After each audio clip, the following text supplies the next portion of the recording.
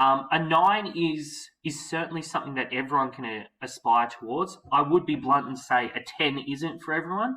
Not everyone has that writing ability. But if you were aiming and if you were receiving 9s, that really is putting you right in the top 2-3% of the state to even be writing at this level. Now, an 8 is generally a student who's very strong at psychology, but they miss the odd key, additional key term or discussion point. So, for example, if the ER was on learning and they were to be running through an observational learning scenario, they might not have defined what learning is. Or they might not have, if conditioning was necessary, define what conditioning is. So all the relevant key terms have been identified. It's just some of the appropriate or additional discussion points have been left out or not done as well.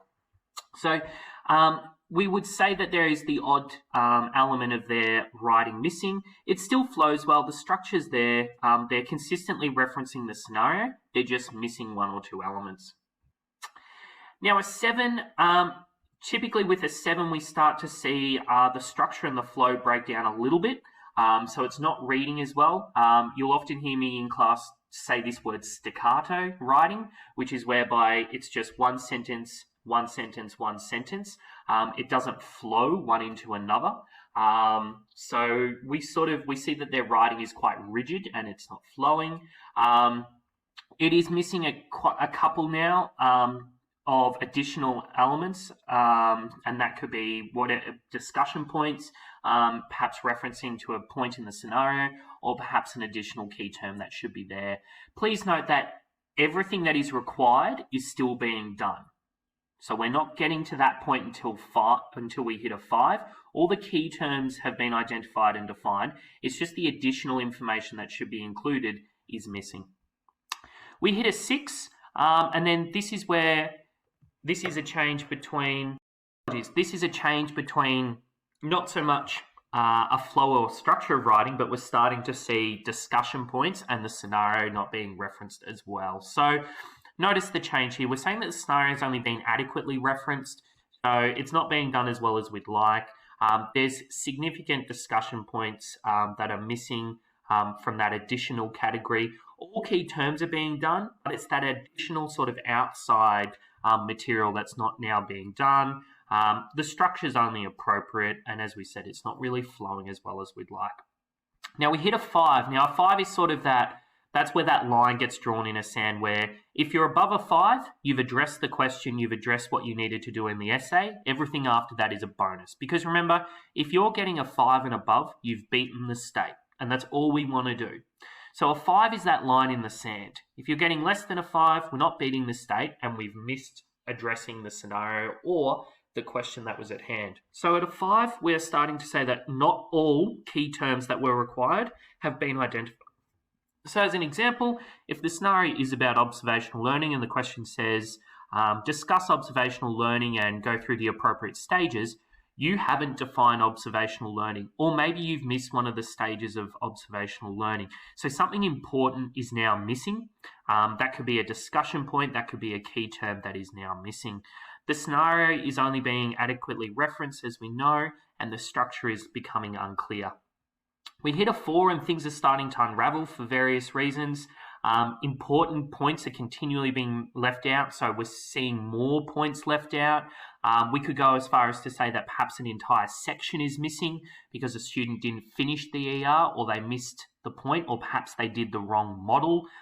Maybe they wrote about Lazarus and Folkman when they were meant to use the gas model, something like that.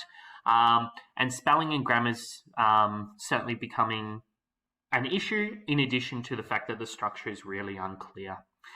We hit a 3. By this stage, a 3 is poor structure or lack of structure. The scenario is barely being referenced and maybe not referenced at all. We have significant key terms that are not being referenced, discussed, or included at all. And it is likely, I would be suggesting, that the ER is either not finished or they've addressed the question wrongly. So to be getting a 3, it is always important to remember that most likely something big has gone wrong. Now, I haven't bothered to do a 2 or a 1, frankly, because I'd hate to think anyone in my class is writing at that level, but also I think it starts at a 2 or 1 to begin to say what's going wrong, because how can you outdo complete misaddressal of the question or sections missing? So I would suggest at a 2 or 1, you've basically wrote half a page, or you've just completely done everything in a misdirection to what was expected. Now, when marking an ER, this is just a rough guide, so you might find that there is a little bit of a grey area. And even when I mark your ERs, you'll often find that I sometimes put 2 numbers down and I'll say I felt this was a 6 to a 7, and then I'll settle on a final number. You might be finding the same when you write yours. You might be saying this was a 6 to a 7, but then the week after I wrote one and it was more like a 7 to an 8. So even though you might not say you've gone from a 6 to an 8, or maybe you're writing at an 8, it's more you're starting to show what we would say is signs of the next area. So you might use this to say, okay, for my writing's often seeming to be at a 7, but I always address the key terms really well. So I'm here, but I'm down here for here, which is leaving me somewhere in a 7-8 region. So you can use this as a way to see where are you losing your marks, what's going wrong. Now, just to recap again, I believe the key terms is the most important element, following addressing the scenario, discussion of theory, and fluency of structure. Certainly, if your essay is not flowing or the structure is poor, you should still be able to be getting 7, 8, possibly even a 9, depending on how it was. Now, one last thing that I want to show you as part of your sort of ER marking guide is this. Now, this was the grade distribution for the 2019 ER. Now, one important thing that I want to bring your attention to is here. As I spoke about, if we add those numbers up, that is a significant proportion of the state that is getting a 3, a 4, a 5, or a 6. Now, in some ways, this is almost a bell curve on its own, this marking guide.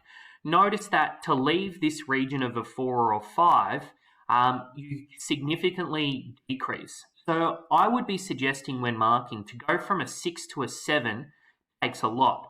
Go from a 7 to an 8 takes even more, an 8 to a 9 significantly more, and then a 9 to a 10 obviously quite a lot.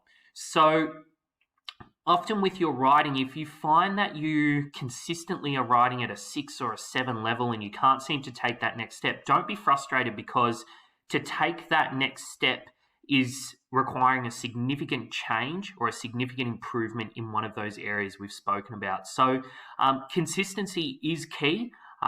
It's okay to be consistently getting 5, 6, or 7s, as long as you realize what's working and what's not working. So just to go over again, you might find that others provide different advice. Remember, ERs are holistically marked.